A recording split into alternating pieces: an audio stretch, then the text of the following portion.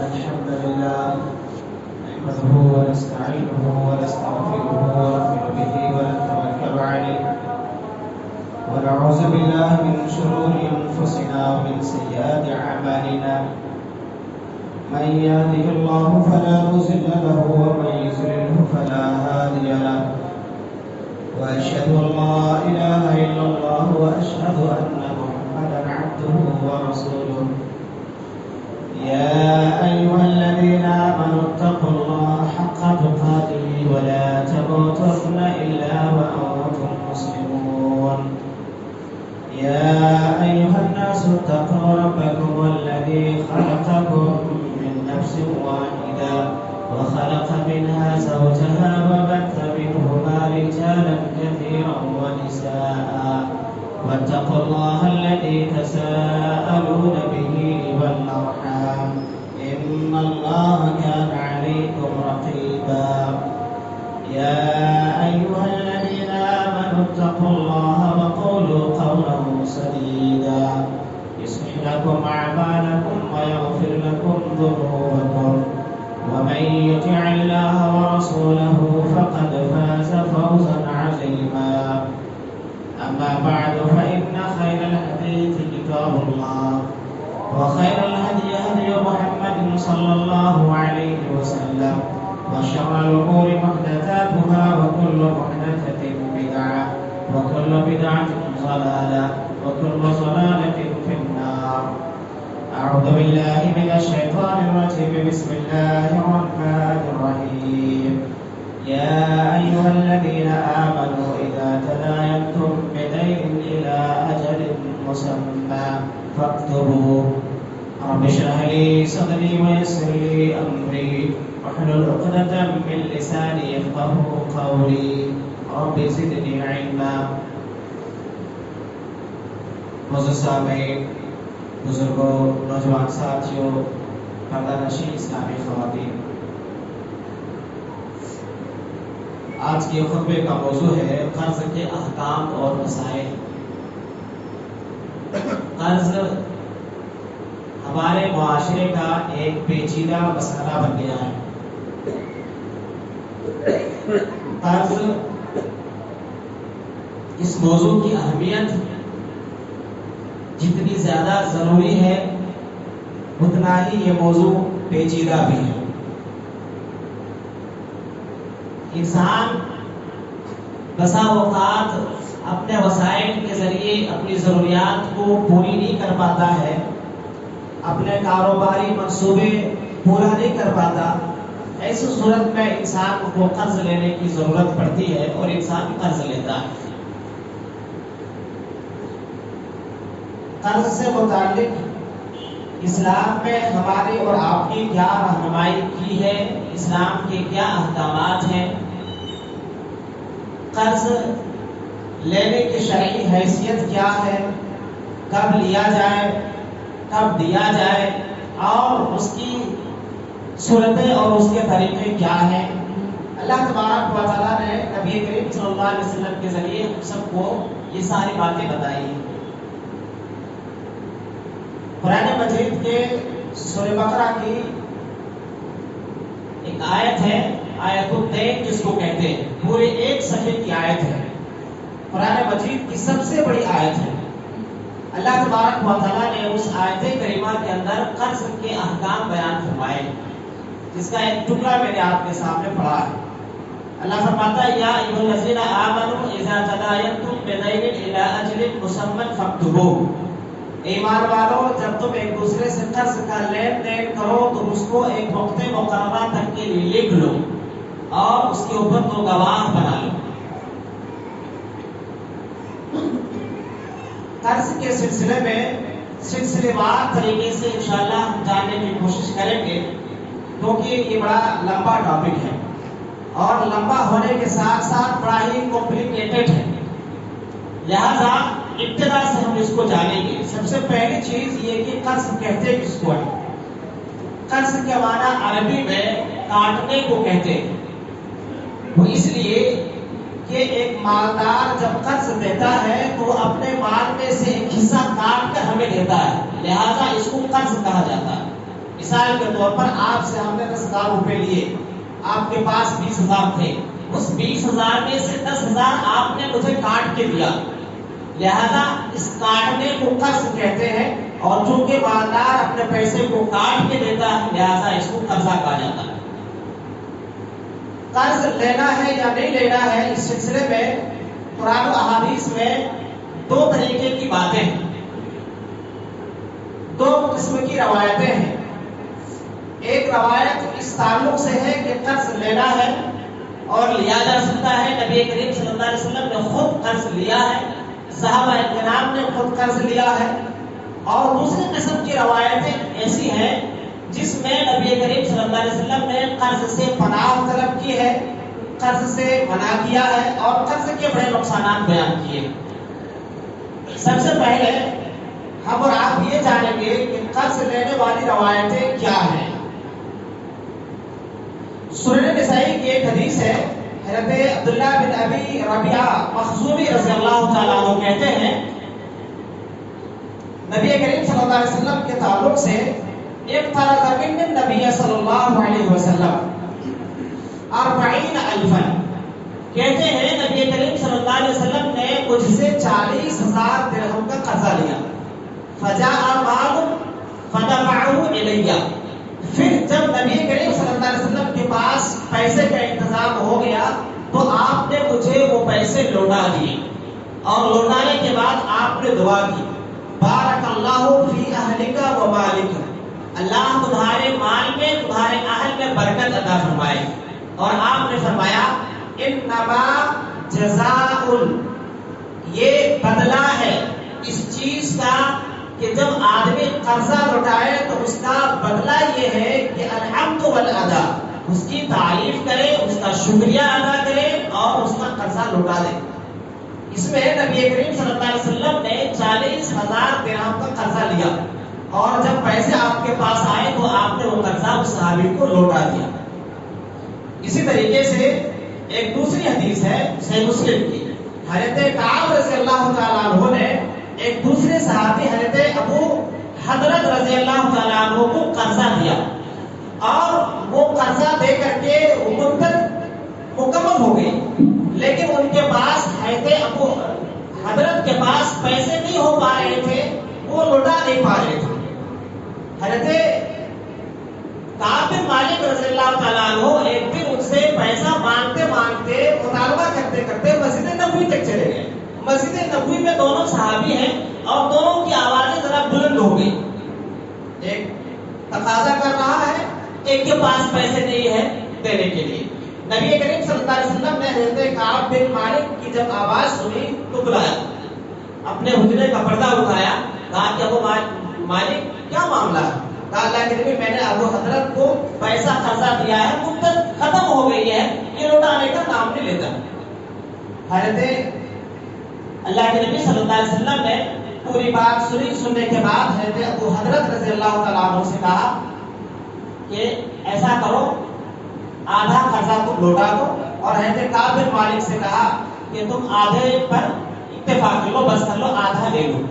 نبی کریم صلی اللہ علیہ وسلم کو چونکہ صحابہ اکرام کی نفسیات کو آپ جانتے تھے، آپ کو پتا ہے کہ حضرت کعب بن مالک بھی صحابی ہیں، ابو حضرت بھی صحابی ہیں، اور صحابہ کے بارے میں قرآن کہتا ہے وَيُؤْثِرُونَ عَلَىٰ أَنفُسِهِمْ وَلَوْ كَانَ بِهِمْ خَصَاصَةٌ، اپنی ضروریات کے اوپر دوسروں کو فوقیت اور ترجیح دیتے ہیں۔ آپ یہاں نفسیات یہ سمجھ رہے ہیں کہ ابو حضرت کے پاس پیسے نہیں، اگر پیسے ہوتے تو کب کے لوٹا دیتے، اور ابو مالک کعب بن مالک کے بارے میں یہ ہے کہ اس بندے کو بھی ضرورت ہے، اگر ضرورت نہ ہوتی تو مانگتے ہی نہیں، ایک صحابی بار بار مطالبہ ہی نہیں کرتے۔ لہذا نبی کریم صلی اللہ علیہ وسلم نے دونوں کی نفسیات کو سمجھتے ہوئے دونوں کی رعایت کی، اور کہا کعب بن مالک سے کہ تم آدھا لے لو، اور اس سے کہا کہ تم آدھا دے دو، تاکہ آپ کو بھی نقصان نہ ہو، اس کو بھی زیادہ تکلیف نہ ہو۔ یہ حدیثیں اور یہ آیت بتاتی ہیں کہ نبی کریم صلی اللہ علیہ وسلم نے اور صحابہ کرام نے بھی قرض کا معاملہ کیا ہے۔ حضرت عمر فاروق رضی اللہ تعالیٰ عنہ کا مشہور واقعہ، ایک دفعہ انہوں نے حضرت عبد الرحمن بن عوف رضی اللہ تعالیٰ عنہ سے 400 درہم قرض کا مطالبہ کیا، تو حضرت عبد الرحمن بن عوف نے کہا کہ میرے مومنین آپ کو قرضے کی کیا ضرورت ہے؟ آپ کے پاس پورا حکومت کا انتظام ہے، بیت المال آپ کے کنٹرول میں ہے، آپ لے لیجیے، خرچہ کر لیجیے، پھر بعد میں آپ واپس کر دیجیے۔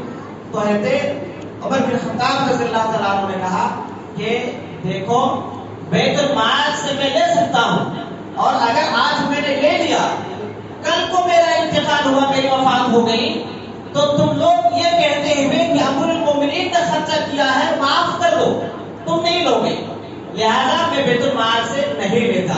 اور جب میں تم سے یا کسی اور انسان سے لوں گا تو مجھے معلوم ہے ہر آدمی کو اس کی دولت، اس کا پیسہ بہت پیارا آتا ہے، لہذا میرے مرنے کے بعد میرے بیٹوں سے، میری اولاد سے تم اس کا مطالبہ کرو گے کہ تمہارے باپ نے مجھ سے قرضہ لیا تھا، واپس کرو۔ تو بہرحال پتہ یہ چلا کہ صحابہ اکرام نے خود قرضہ لیا ہے، نبی کریم صلی اللہ علیہ وسلم نے خود قرضے کا جو ہے معاملہ صحابہ کے ساتھ، دوسروں کے ساتھ کیا ہے۔ اور دوسری قسم کی جو روایتیں ہیں جس سے پتہ یہ چلتا ہے کہ نبی کریم صلی اللہ علیہ وسلم نے اس سے منع فرمایا ہے، قرض لینے اور دینے کو ناپسند فرمایا ہے۔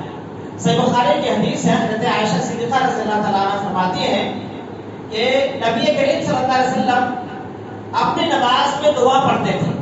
دعا کیا پڑھتے تھے؟ اللہم انی اعوذ بک من عذاب القبر واعوذ بک من فتنة المسیح الدجال واعوذ بک من فتنة المحیا والممات اللہم انی اعوذ بک من المأثم والمغرم۔ اللہ میں فتنہ دجال سے تیری پناہ چاہتا ہوں، اللہ میں قبر کے عذاب سے میں پناہ چاہتا ہوں، زندگی اور موت کی آزمائش سے پناہ چاہتا ہوں، اللہ میں قرض کے بوجھ سے بھی پناہ چاہتا ہوں۔ حضرت عائشہ صدیقہ رضی اللہ تعالیٰ عنہ نے پوچھا کہ اللہ کے نبی آپ بار بار قرض سے پناہ کیوں مانگتے ہیں؟ یہ قرض سے بچنے کی آپ بار بار ہر نماز میں دعا کرتے ہیں، اس کی وجہ کیا ہے اللہ کے نبی؟ اللہ کے نبی صلی اللہ علیہ وسلم نے جواب دیا ان الرجل اذا غرم حدث فكذب واذا وعد فاخلف۔ اللہ کے نبی صلی اللہ علیہ وسلم نے فرمایا کہ دیکھو جب آدمی قرضہ لیتا ہے، مقروض ہو جاتا ہے، تو آدمی جھوٹ بولتا ہے اور وعدہ خلافی کرتا ہے۔ ظاہر بات ہے میں نے آپ سے کسی سے قرضہ لیا، میرے پاس لوٹانے کے امکانات نہیں ہے، لیکن میں بار بار وعدہ کروں گا، بار بار جھوٹ بولوں گا، کل دے رہا ہوں، پرسوں دے رہا ہوں، ابھی دے رہا ہوں، کب دے رہا ہوں، جب دے رہا ہوں، یہ اس طریقے کی باتیں آتی ہیں۔ نبی کریم صلی اللہ علیہ وسلم کہتے ہیں اسی لیے میں بار بار ہر نماز میں اللہ تبارک و تعالیٰ سے قرض سے بچنے اور قرض سے اللہ رب العالمین کی پناہ مانگتا ہوں کہ اللہ مجھے اس قرض سے محفوظ ہے، کیونکہ آدمی جب قرضہ لیتا ہے تو وہ جھوٹ بھی بولتا ہے اور وہ وعدہ خلافی بھی کرتا ہے۔ اسی طریقے سے سورہ نساء کی ایک حدیث ہے، اللہ کے نبی صلی اللہ علیہ وسلم کے تعلق سے حضرت انس بن مالک رضی اللہ تعالیٰ عنہ کہتے ہیں کان رسول اللہ صلی اللہ علیہ وسلم دعوات لا يدعوهن۔ نبی کریم صلی اللہ علیہ وسلم چند دعائیں ایسی تھیں کہ آپ ان دعاؤں کو کبھی نہیں چھوڑتے تھے، ہمیشہ ان دعاؤں کو پڑھتے تھے۔ ان دعاؤں میں سے ایک دعا ہے، آپ صبح میں بھی 3 بار پڑھتے تھے، شام میں بھی 3 بار پڑھتے تھے۔ دعا کیا ہے؟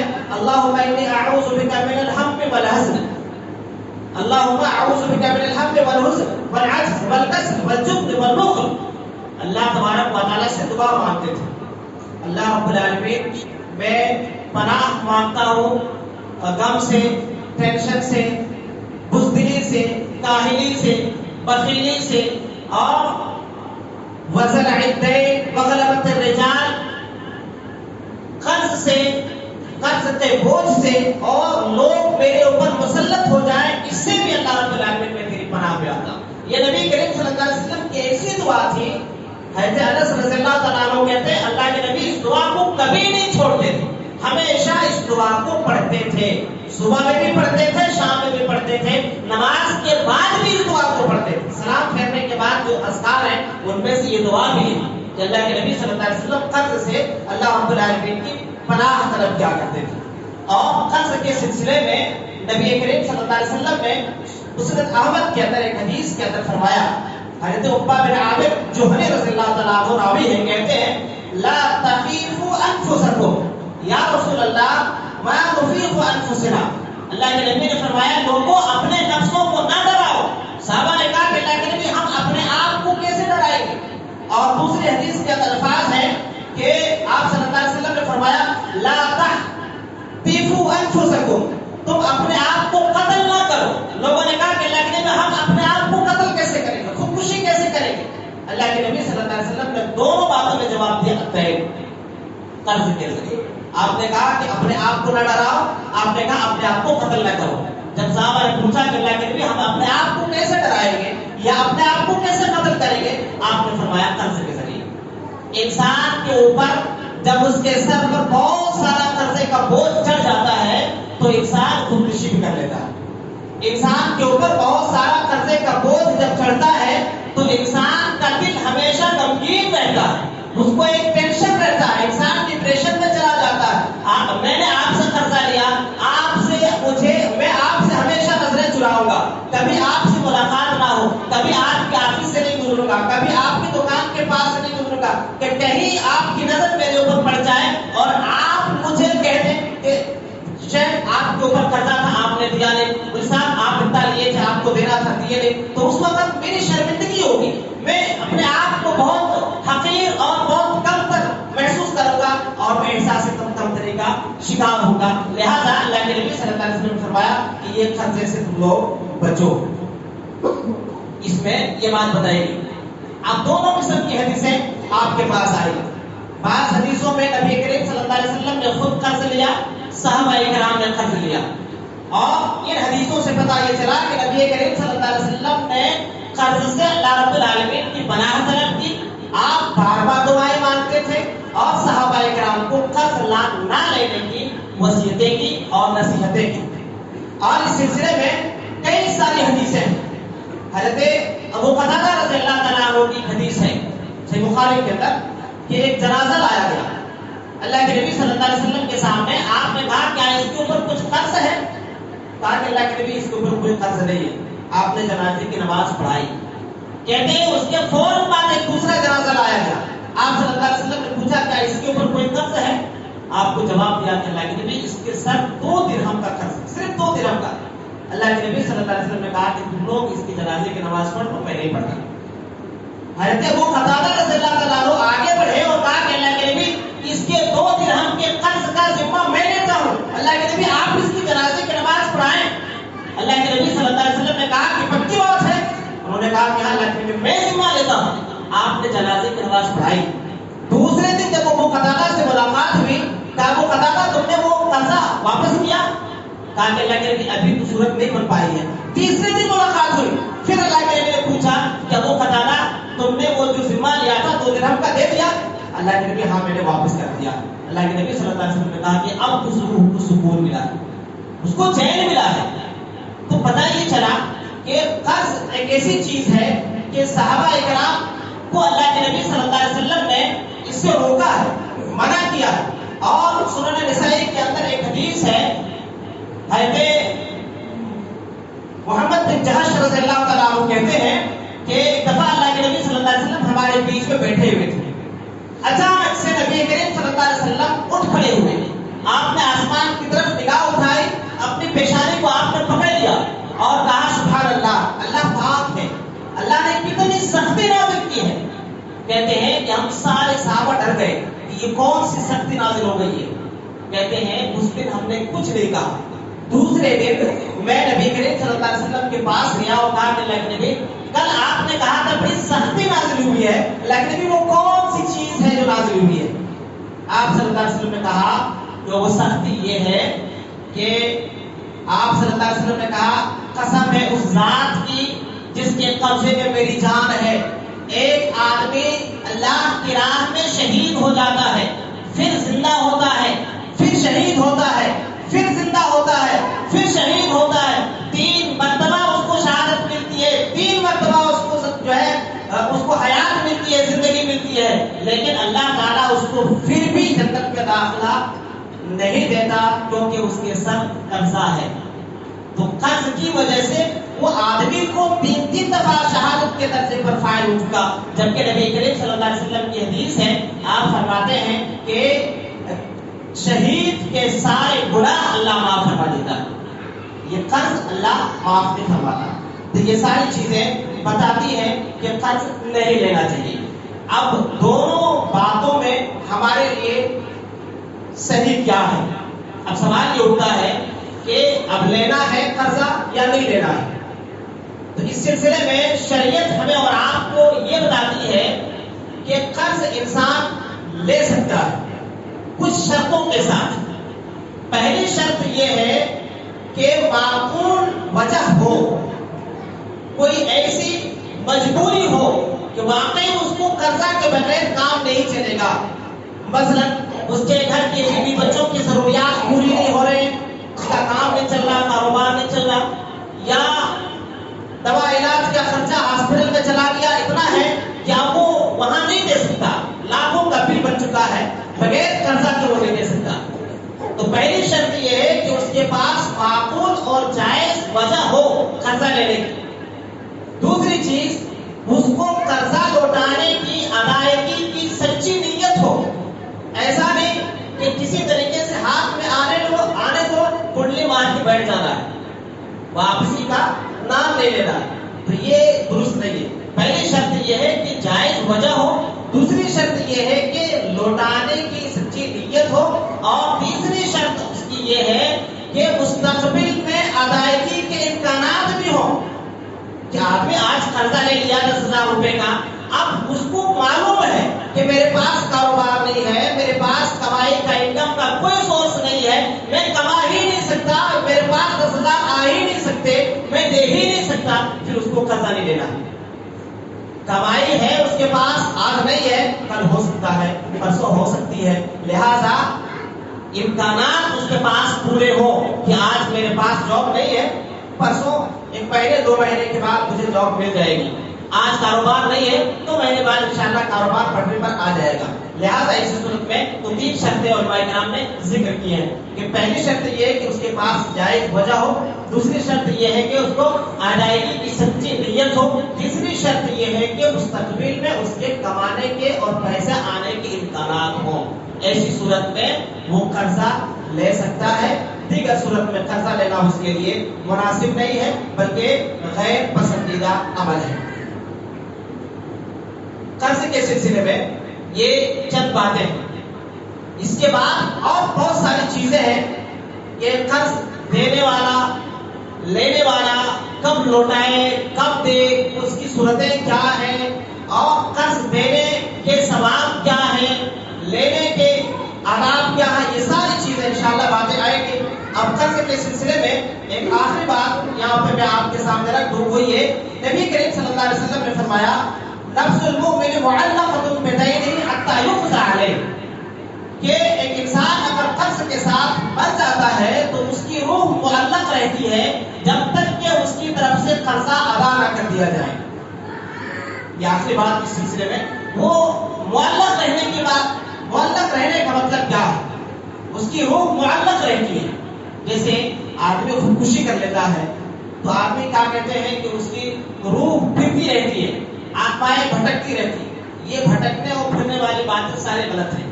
اللہ تبارک و تعالیٰ کے حکم سے کسی کی روح اللہ کے فرشتے قبض جب کر لیتے ہیں تو وہ فرشتوں کی کسٹڈی میں ہے. اب وہاں سے کسی کی روح کے اندر اتنی طاقت نہیں ہے، اتنی مجال نہیں ہے کہ وہاں سے چھوٹ سکے. لہذا وہ اللہ کے فرشتوں کی حفاظت میں رہتی ہے. وہاں سے چھوٹنے اور وہاں سے بھاگنے، ادھر ادھر پھرنے اور ادھر ادھر پھڑپڑانے والی باتیں ساری غلط ہیں. تو یہاں جو اللہ کے نبی صلی اللہ علیہ وسلم نے بتایا کہ اس کی روح معلق رہتی ہے. معلق رہنے کا مطلب یہ ہے کہ اس کے بارے میں جنت یا جہنم کا فیصلہ ابھی نہیں کیا جاتا ہے. ایک مجرم ہوتا ہے، پولیس اس کو پکڑ کے لے جاتی ہے، عدالت میں پیش کیا جاتا ہے. اب عدالت اس کو کہتی ہے کہ پولیس اس کو اپنے ریمانڈ میں رکھ سکتی ہے 10 دن کے، 15 دن کے لیے، 20 دن کے لیے پولیس اپنے ریمانڈ میں لے لیتی ہے. اس کا مطلب کیا ہے؟ مطلب یہ ہے کہ اگلی ڈیٹ آنے تک، اگلی تاریخ آنے تک وہ شخص نہ تو گھر جا سکتا ہے نہ تو اس کو جیل میں رکھا جا سکتا ہے. وہ پولیس کی ریمانڈ میں رہے گا، پولیس کی کسٹڈی میں رہے گا جب تک کہ اس کے بارے میں عدالت کوئی فیصلہ نہ کرتے کہ یہ مجرم ہے یا معصوم ہے. لہذا معلق رہنے والی بات یہ ہے کہ اللہ تبارک و تعالیٰ اس کے روح کو جنت میں داخل کرنا ہے یا جہنم میں داخل کرنا ہے، یعنی اس کو علیین میں رکھنا ہے یا سجین میں رکھنا ہے. اس وقت تک اللہ اس معاملے کو پینڈنگ میں رکھتا ہے جب تک کہ اس کے طرف سے قرضہ ادا ادا کر دیا جائے.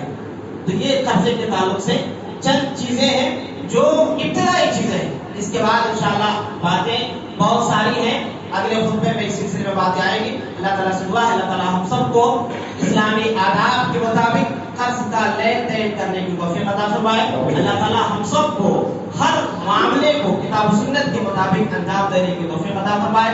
اللہ تعالیٰ ہم سب کو ایک دوسرے کے حقوق کو ادا کرنے, ایک دوسرے کی ذمہ داریوں کو سمجھنے کی توفیق عطا فرمائے.